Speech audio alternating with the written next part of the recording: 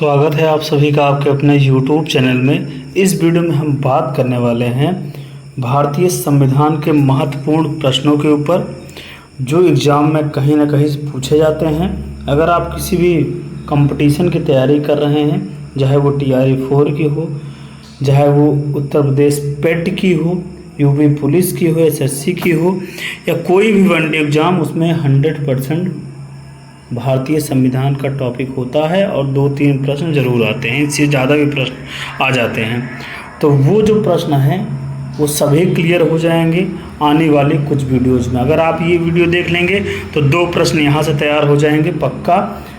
और आगे जितनी वीडियो संविधान के हम लेके आएंगे उसमें से सब आपका क्लियर हो जाएगा। कुछ वीडियो में हम आपका पूरा संविधान का टॉपिक कवर कर देंगे, ठीक है। तो आप किसी भी कंपटीशन की तैयारी कर रहे हैं तो हमसे जुड़ जाइए।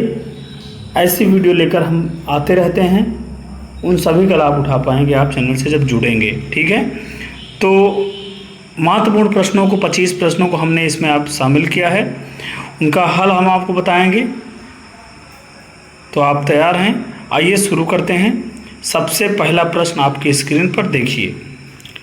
सबसे पहला प्रश्न हमने जो रखा है वो एकदम सबको पता है, लेकिन हम लोग क्योंकि शुरुआत है, पहली वीडियो है संविधान की, इसलिए शुरुआत से चलेंगे कठिनाई की ओर। भारतीय संविधान कब लागू हुआ था? 15 अगस्त 1947, 26 जनवरी 1950, 26 नवंबर 1949 और 2 अक्टूबर 1950 को। तो इसका जो सही उत्तर है वो है 26 जनवरी 1950 को। बिल्कुल ऑप्शन नंबर बी सही है। 15 अगस्त 1947 को भारत आज़ाद हुआ था। 26 नवंबर 1949 को आपका संविधान बन के तैयार हो गया था। ये भी डेट इम्पॉर्टेंट है। संविधान कब बन गया था? संविधान दिवस भी मनाते हैं 26 नवंबर को। 2 अक्टूबर गांधी जयंती होती है, तो 26 नवंबर डेट भी इम्पॉर्टेंट है। इस दिन संविधान तैयार हो गया था। संविधान दिवस 26 नवंबर को ही होता है और आपका 26 जनवरी को आपका लागू हुआ था। तो पहले प्रश्न का ऑप्शन नंबर भी सही है। अगला प्रश्न देखिए आप।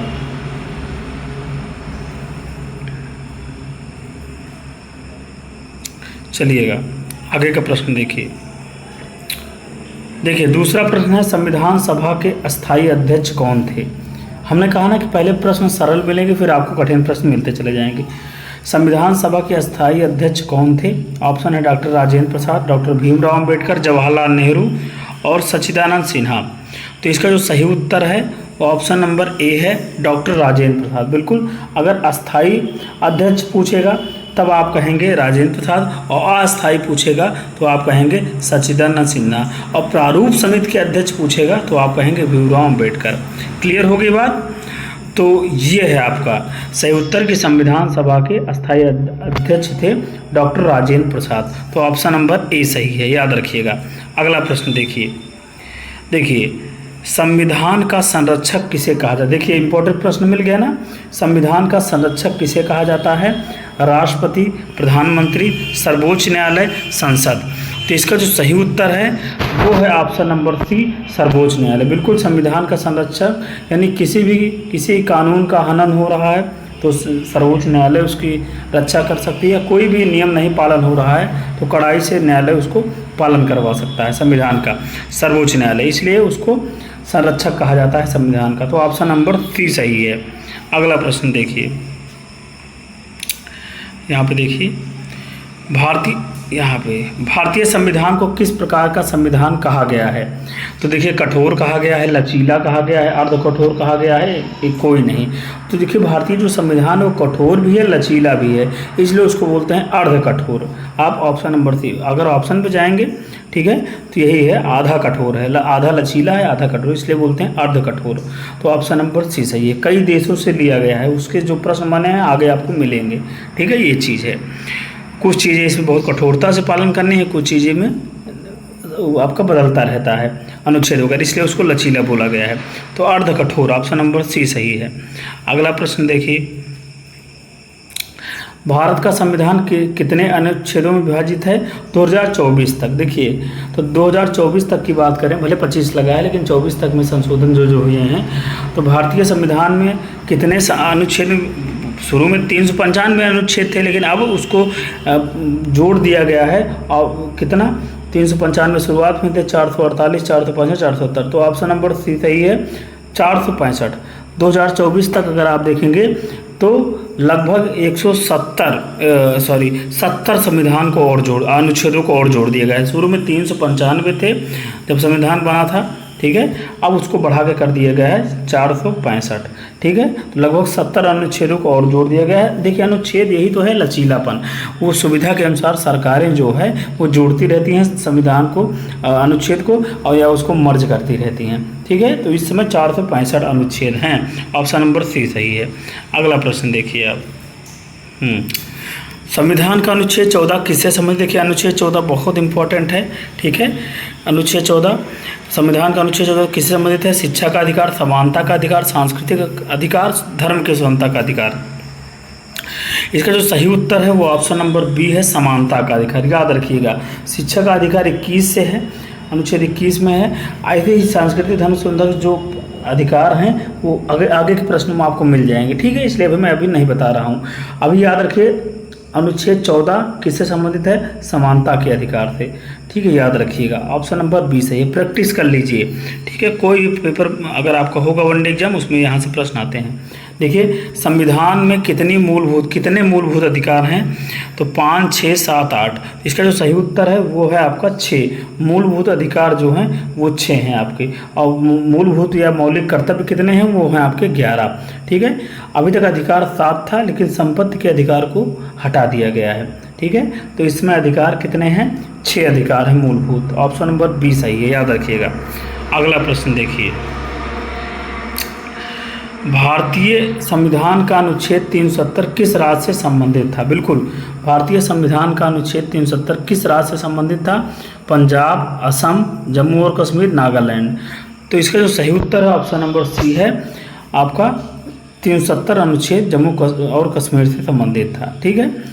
अब आप जानते हैं कि जम्मू कश्मीर को राज्य का दर्जा था, उसको हटा दिया गया है, तो यूटी बना दिए गए हैं, जम्मू कश्मीर और लद्दाख, ठीक है, 2 केंद्र शासित प्रदेश बन गए हैं। तो वो 370 अनुच्छेद हटाने पर ही ऐसा संभव हो पाया है। तो ऑप्शन नंबर सी सही है, याद रखिएगा।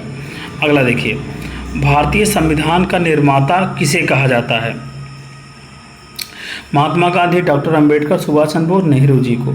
इसका जो सही उत्तर है वो ऑप्शन नंबर बी है, निर्माता डॉक्टर अंबेडकर को कहा जाता है। देखिए, हालांकि संविधान को बनाने में बहुत लोगों ने अपना योगदान दिया था, बहुत सारे समितियां बनी थी, ठीक है, लेकिन जो सबसे मूलभूत जो योगदान है वो डॉक्टर अंबेडकर जी का है, इसलिए उन्हें ही संविधान का निर्माता कहा जाता है, ठीक है। ऑप्शन नंबर बी सही है।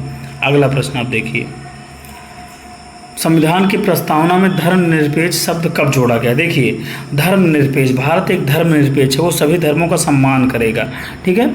तो ये धर्म, वो सभी धर्म के लोग अपना अपना धर्म रखने का खुद अधिकार रख सकते हैं, वो धर्मनिरपेक्ष है, ठीक है। तो वो कब जोड़ा गया संविधान की प्रस्तावना में? 1950 में, 1962 में, 1976 में, 1980 में। इसका जो सही उत्तर है वो ऑप्शन नंबर सी है, 1976 में। बिल्कुल, आप याद रखेंगे, 1976 में धर्मनिरपेक्ष शब्द को जोड़ा गया है, याद रखिएगा। अगला प्रश्न देखिए, मौलिक कर्तव्य को संविधान में कब जोड़ा गया है? देखिए, आपके सामने ऑप्शन है 1951, 1976, 1985 और 1992। तो इसका जो सही उत्तर है वह ऑप्शन नंबर भी 1976। बिल्कुल, 1976 में ही उसको भी जोड़ा गया है, ठीक। धर्मनिरपेक्ष शब्द को भी और मौलिक कर्तव्य को। मौलिक कर्तव्य की संख्या कितनी है? 11 है। मूल अधिकार की संख्या कितनी है? 6 है, याद रखिएगा, ठीक है। प्रैक्टिस कर लीजिए। 1996 जितने प्रश्न हैं वो सब आपको मिल जाएंगे, इसलिए यार डिटेल में नहीं बात करेंगे, प्रैक्टिस करवा रहा हूँ, प्रैक्टिस कर लीजिए। आने वाले कोई भी परीक्षा होगी, TRE 4 है, बिहार शिक्षक भर्ती, UPSSC पेट का है, ठीक है, या पुलिस का है यूपी, या कोई भी SSC का है, कोई भी कॉम्पिटिटिव वनडे एग्जाम है, तो यहाँ से संविधान के प्रश्न आपको मिलेंगे। भारतीय संसद कितने सदनों से मिलकर बनी है? याद रखिएगा, भारतीय संसद आपका वैसे 2 सदन है, लेकिन भारतीय संसद के 3 भाग होते हैं, लोकसभा, राज्यसभा और राष्ट्रपति, याद रखिएगा, ठीक है। तो इसलिए ऑप्शन नंबर 3 समझिए, एक राष्ट्रपति कह लीजिए, लोकसभा और राज्यसभा, ठीक है। तो ऑप्शन नंबर सी सही है। भारतीय संसद के कितने अंग हैं, ऐसे लिखना चाहिए था। सदन तो 2 हैं, लोकसभा, राज्यसभा, लेकिन कितने उसके आपका अंग हैं वो आपका 3 है, ठीक है, याद रखिएगा। ऑप्शन नंबर सी सही है। अगला प्रश्न देखिए, संविधान की आत्मा किसे कहा जाता है?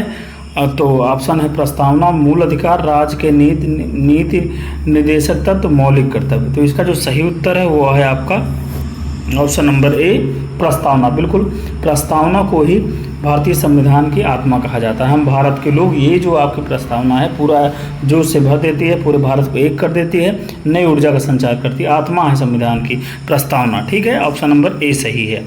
अगला प्रश्न देखिए यहाँ पे संविधान के किस भाग में नीति निर्देशक तत्व शामिल किए गए हैं? निर्देशक तत्व, ठीक है।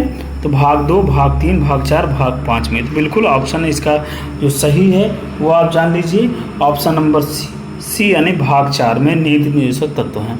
ठीक है, याद रखिएगा। ठीक है, अलग अलग जितने भी भाग हैं संविधान में, उसमें अलग अलग चीज़ों को, किसी में नागरिकता रखा गया है, किसी में राज्य और संघ रखा गया है, वैसे नीति निर्देशक तत्व जो राज्यों के होते हैं उनको भाग 4 में रखा गया है। ठीक, किस भाग में क्या है उसकी वीडियो में आपको बता देंगे। ठीक है, अब उसके क्वेश्चन हम करवा देंगे आपको। तो भाग आपका 4 में नीति निर्देशक तत्वों को रखा गया है। अगला प्रश्न देखिए आप, किस संशोधन द्वारा मतदान की आयु 21 से 24 वर्ष की गई? देखिए, किस संशोधन में जो मतदान की पहले आयु किस संशोधन द्वारा मतदान की आयु 21 से 18 वर्ष की गई? देखिए 18 वर्ष की गई। ठीक है, तो 42वां संशोधन, 44वां, 61वां और 69वां। तो इसका जो सही उत्तर है वो है आपका ऑप्शन नंबर सी, 61वां। बिल्कुल 61वें संविधान संशोधन में जो मतदान की आयु है पहले 21 वर्ष होती थी, वो अब 18 वर्ष कर दी गई है। ठीक, वयस्क भी कहा जाता है 18 वर्ष का जो बालक या बालिका हो, जो उसको वयस्क कहते हैं। बहुत सारे अधिकार मिल जाते हैं। ठीक है, तो वो अपना बहुत सारे, उसमें एक अधिकार है वोटिंग का, मतदान का, तो वो जो आपका 61वां संविधान संशोधन में ये किया गया प्रावधान। ठीक है, ऑप्शन नंबर सी सही है। अगला प्रश्न देखिए आप,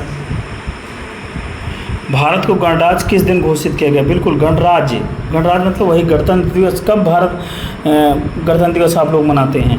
तो 26 जनवरी 1950, ऑप्शन नंबर सी है। सीधा वहीं डायरेक्ट टिक करेंगे 26 जनवरी 1950 को। ठीक है, चलिए अगला प्रश्न देखिए, संविधान सभा में कुल कितने सदस्य थे? बिल्कुल 299, 389, 545 और 250। इसका जो सही उत्तर है संविधान सभा में कुल कितने सदस्य, महिला को भी जोड़कर टोटल, तो 389, ठीक है, सदस्य थे। याद रखिएगा, संविधान सभा जब बनी थी तो उसमें सदस्य कितने थे? 389 थे। ऑप्शन नंबर बी सही है।